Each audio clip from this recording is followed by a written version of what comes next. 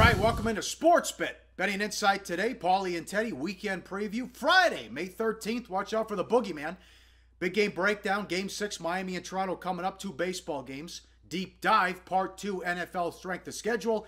And, of course, the play of the day. We look to finish out the week 4-1. Jerry Jones, Charles Barkley audio coming up in a second. Bad bets, we start with the Spurs. Congrats to OKC. First team since the '85 Lakers to lose Game 1 by 30 points and come back and win the series, and they blow out the Spurs at home. Well, we got to start with Friday the 13th, Pauly. Are you worried about the boogeyman? Are you a Friday the 13th guy, yes or no? I actually don't leave the house. For real? Yes, swear to God. True story. I believe in that stuff. Yeah. All right, good for you. More power to you. I'm not really a Friday the 13th guy. Yeah. That being said, wager carefully today. All right, San Antonio, what do we say? Let me ask you this question, Paul, because obviously, talking about Tim Duncan's final game, maybe, he was +4 in the 27 minutes that he was in. The 20 minutes that he was out, San Antonio was a -18, but that certainly wasn't the case throughout the majority of the series. Duncan looked old. Duncan looked tired. Duncan got outplayed. Popovich asked, is this going to be Duncan's last game? He goes, why? Do you know something I don't know? Obviously, OKC wins the boards by 50 over the last 5 games. Wow. They win in game 6. They win by 10. But this is my question for you. They win the battle of the boards by 10, and over the last 5 games by +50. They dominated the glass. This is my question: Spurs good, Thunder bad last night? Which one? Or a little bit of both? A little bit of both. 31 points in the first half.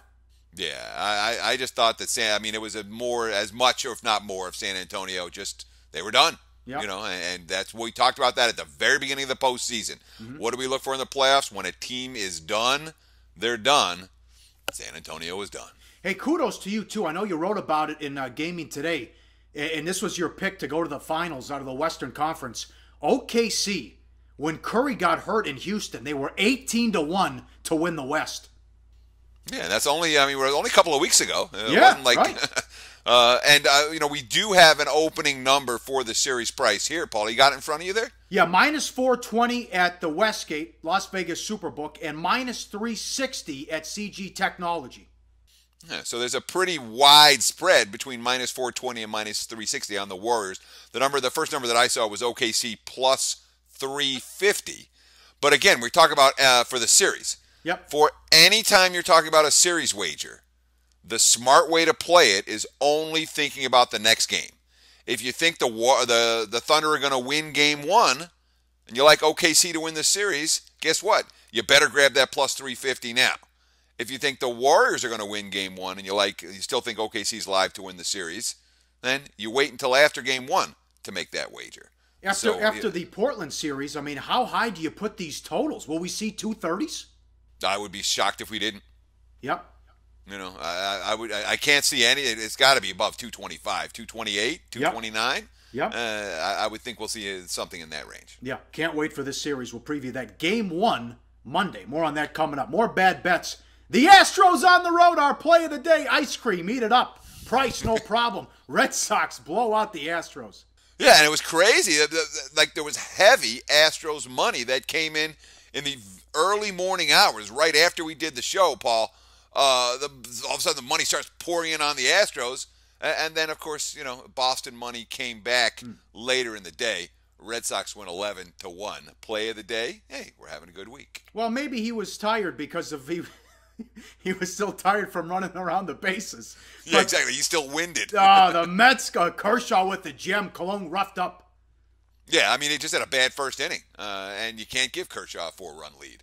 A bad result for the house, much like that Oklahoma City game where all the money came on the Thunder. All the money came on the Dodgers last night. They were bet up from -$2 as high as -270. Kershaw with the 4-run lead in the first. Ball game over. Padres Brewers over. Explain this. Yeah, there's been the Padres have been hitting. Milwaukee's been trending over all year. Mediocre pitching staff at best, bad bullpen, decent lineup. And that total got bet up pretty significantly. 8.5 up to 9. It's worth noting that when you're talking about Major League Baseball totals, the moves on or off of 7 and 9 are worth far more than a move to get on or off of 8 or 10. Why? Well, 7 or 9, those are the key numbers when it comes to total, just like 3s and 7s in football. A 7, hey, that's a 4-3 final. A 9, that's a 5-4 final. Those numbers are worth more. So ton of over money in that game. And, of course, James Shields had a very big game, shut out the Brewers. And sure did. If you're talking about who's going to get traded at the deadline, the start that James Shields had yesterday makes him a prime contender to be traded to a contender sometime between now and July. All right, let's have some fun. We both thought this was interesting. All the rumors about the Las Vegas Raiders. How about this audio? This is Jerry Jones on Las Vegas support as a sports city and supporting an NFL team. Have a listen. Would you like to see a team in Las Vegas? First of all, I won't talk about a specific team. I will say that I think Las Vegas is one of the real crown jewels of communities in the United States. I think it's very unique. It has a flair for entertainment, and it has 2 million people, and they're avid sports fans. The residents, the full-time residents, they have a huge visiting contingency that more often than not are a fan of some NFL football team. You add all that together, and it certainly is in a conversation about a future relative to the NFL. Boy, Teddy, how things have changed. I know when you moved to Las Vegas, there was no way. You've been laughed out of a room if you thought about bringing up the NFL to Las Vegas. There was no way in hell the NFL was moving to Las Vegas. Again, I've been here since 1998. And to say that the NFL made it difficult for anything to happen in Vegas is an understatement. Remember, you couldn't use the word Super Bowl. They were like suing casinos. They had to call it a big game party. Yeah. They turned down the Las Vegas tourist bureau's ads. They wouldn't let them, Vegas even spend money on the NFL. Listen to this quote from Roger Goodell. This one stands out to me. I think all of us have evolved a little bit on the gambling. Can you imagine Goodell saying that 10 years ago? Never. This is exciting. I'm with Jerry Jones. And Vegas is an untapped gem. I guarantee you this much. The Raiders come to Vegas, they will sell out every game forever. Yep. People are going to come to watch the Las Vegas Raiders, should they exist. Well, no question. And plus, you got Jerry Jones in the corner of Mark Davis. They know they're hypocrites. You can't embrace daily fantasy and have owners investing in daily fantasy, not to mention you play 3 games in London where there's betting parlors across the street from the stadium. I mean, enough already. Got to be kidding me.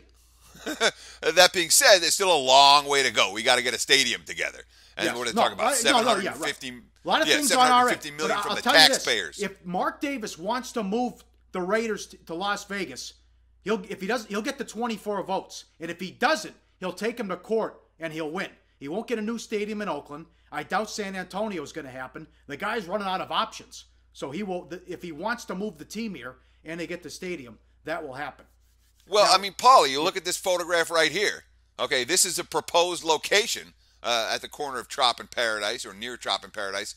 Gee, it looks better than the current location where they're playing at the Oakland County Coliseum. That's a rough stadium right now.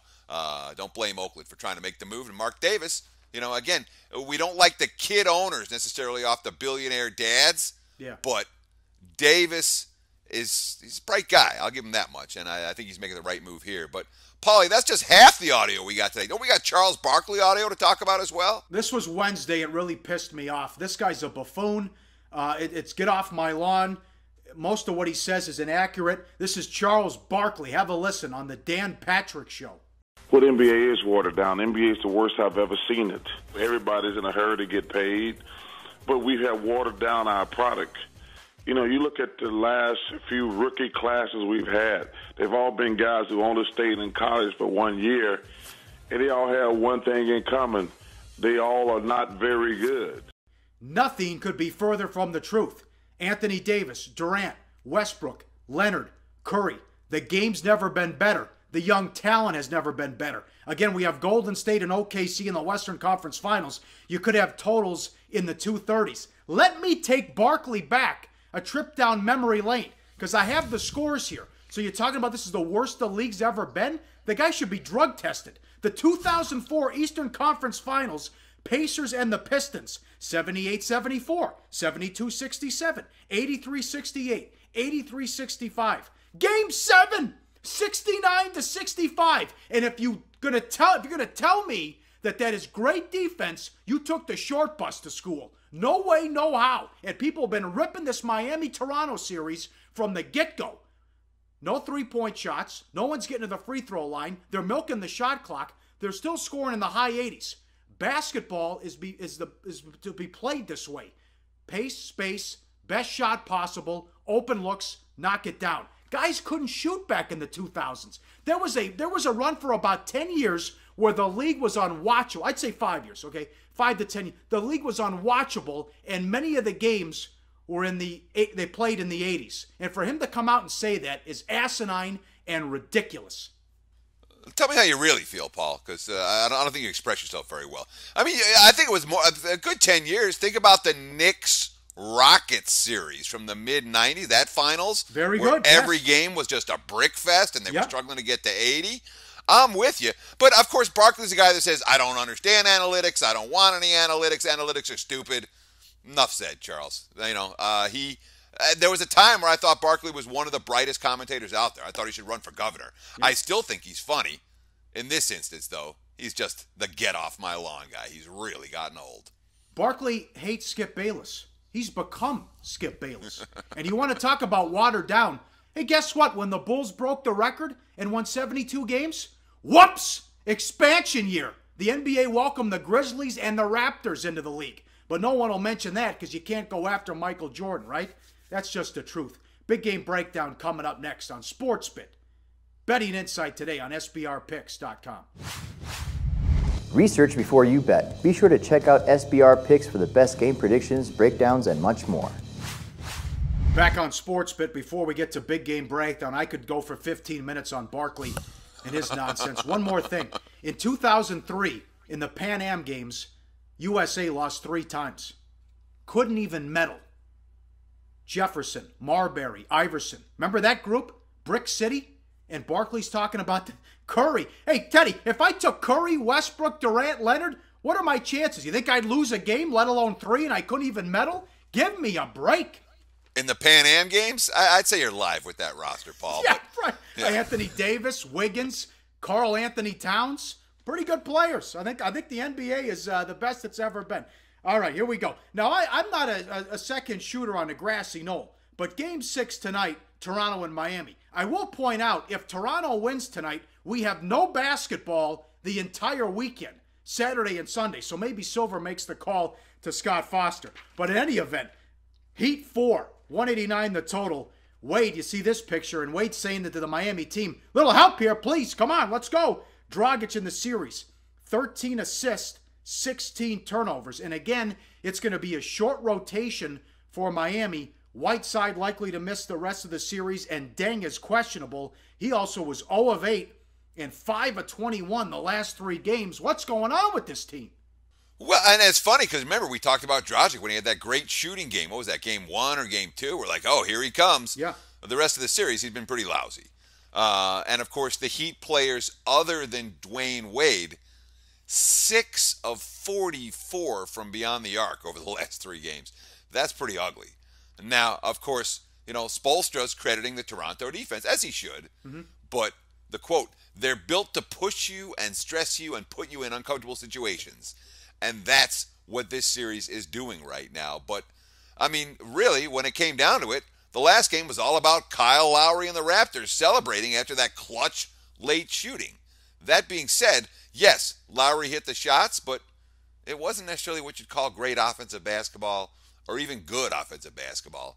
It was, well, let's call it what it was. It was terrible offensive basketball, and yet the Raptors got away with it. Yep, I don't know why they insist on milking shot clock and playing prevent offense. It doesn't make any sense to me.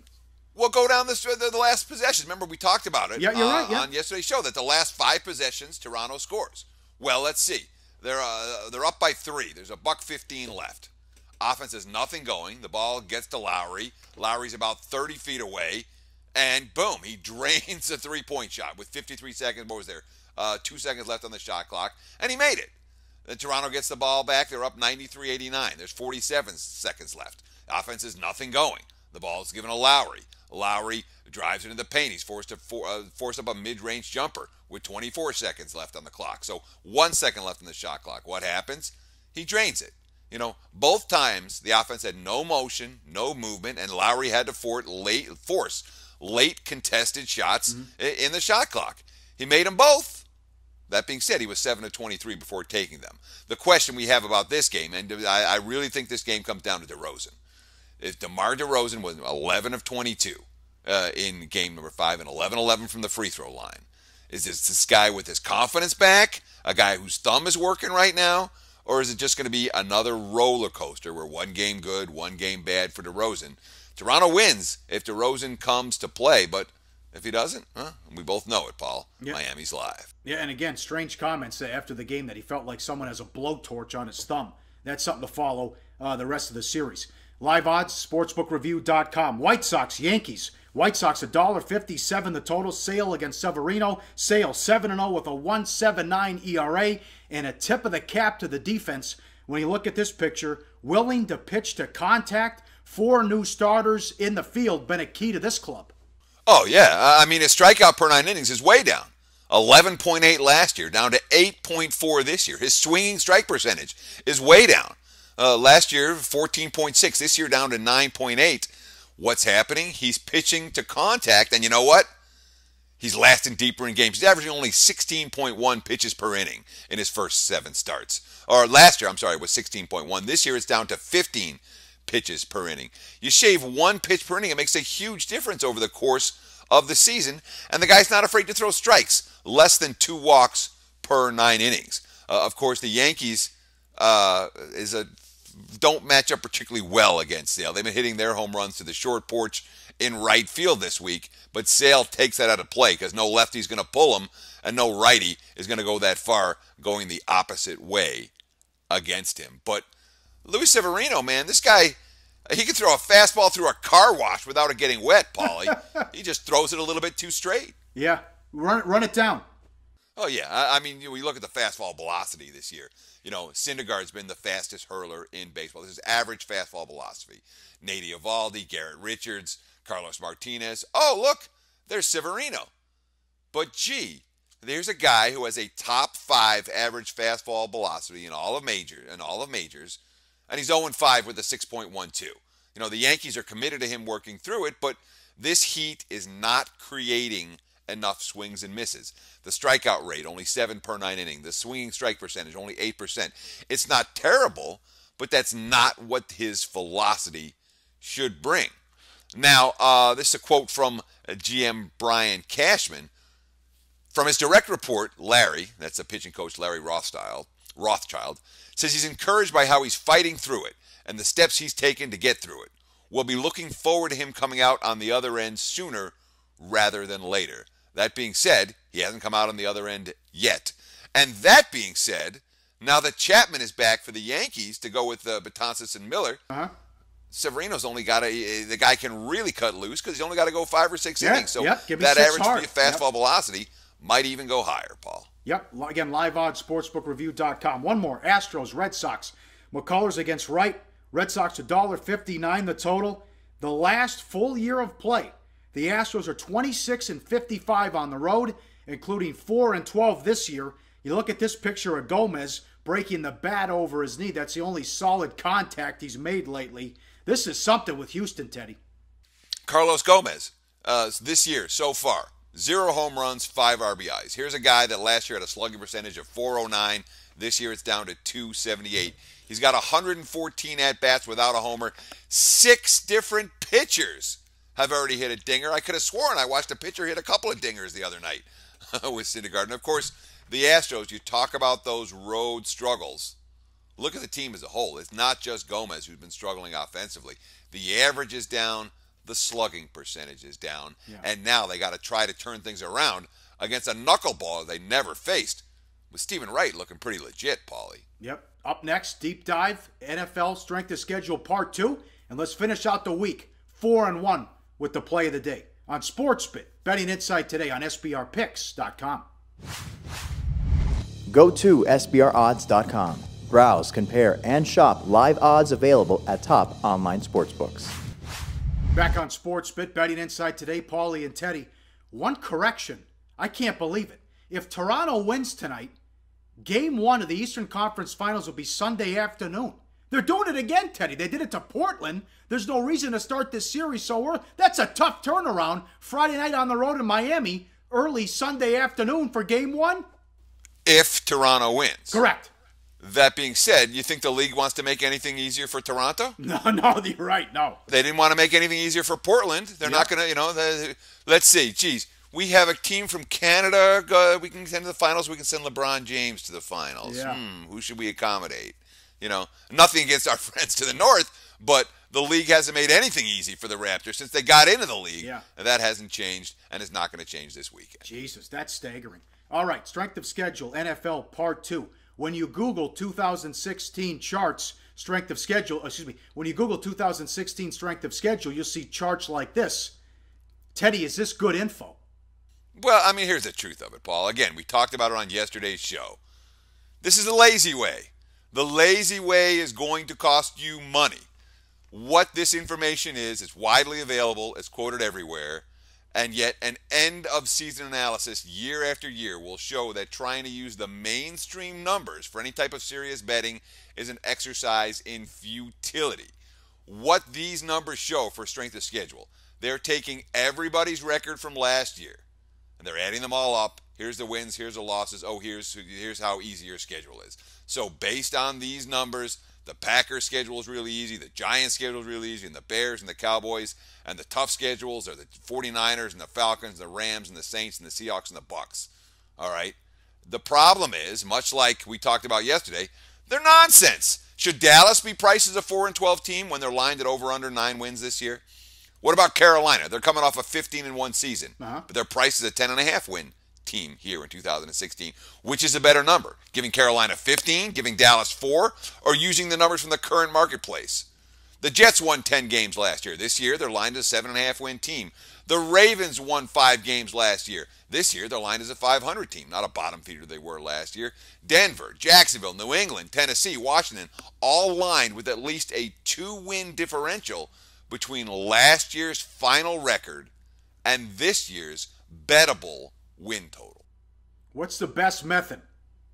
Well, yeah, I mean, obviously, if the lazy method doesn't work, the standard wise guy method, or we'll call it the advanced metric methodology, is not based on last year's win-loss records. They're based on the projected strength and weakness of each team in 2016, based on this year's current over-under win totals. And, of course, you adjust them throughout the summer months. The markets will move. What we're seeing now is not a mature marketplace. Now, you do want to factor in the juice into the equation. Put the VIG in there. The standard wise guy formula is 50 cents of juice equals about half of a win. So it's no different. 8.5 over even money plus 100 versus 8 over minus 50. They both mathematically correspond to the same bet. I've been using this method for more than a decade, Pauly, and it's still working well. The markets really haven't caught up with the true strength of schedule, not the nonsense strength of schedule that you'll see in that chart that we first showed at the top of the show. What team should we pay attention to? Well, that's the question that you got to ask. All right, Teddy, I love the theory. Give me some facts. All right.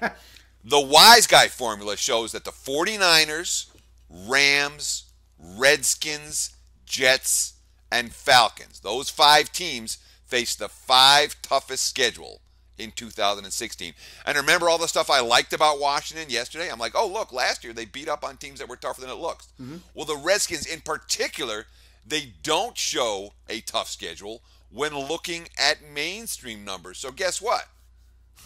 Washington, you love them yesterday, you hate them today. They are likely to be a pass for me when it comes to this season wins. But those 5 teams, and Washington more than any of them, those 5 teams all face tough schedules, and Washington's has the biggest disparity between what it looks like from the mainstream formula and what it looks like from the wise guy formula. Now, that same formula is going to show the weakest opposing schedules. Yep. Giants, Cowboys, Panthers, Steelers, Packers. You hear Carolina stands out as a team with a weaker than it looks at first glance type of schedule. Pittsburgh also somewhat misrepresented as schedule. It looks very weak. So those are teams that at first thought, Giants, Cowboys, Panthers, Steelers, Packers, those are teams you might want to be looking to bet over their season win totals, Paul. And the big numbers between when the markets open and then what happens once we get into August, is there a better example ever than the 49ers last year?